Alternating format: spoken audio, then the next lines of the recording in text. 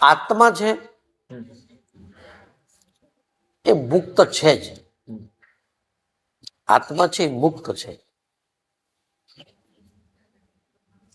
અને બંધન જે છે એ એની માન્યતા છે. યસ. કારણ કે જીવ ભાવિ લોકોના સંપર્કમાં તમે બેસો છો અને એ લોકો એવી વાત કરે છે કે આપણે આ કર્મ કરશું તો આ ફળ મળશે, આપણે આ કર્મ કરશું તો આપણે આ ફળ મળશે. કર્મવાદી જે માણસો છે, જેને ઉપરનું જ્ઞાન નથી, માત્ર કર્મનું જ્ઞાન છે, સંસારનું જ્ઞાન છે, જન્મ અને મરણનું જ્ઞાન છે, એવાના સંપર્કમાં રહી અને આપણે આપણા સ્વરૂપને જ ભૂલી ગયા છીએ અને આપણે જ આપણી જાતને એક કર્તા પુરુષ, ભોગતા પુરુષ માની લીધા છે.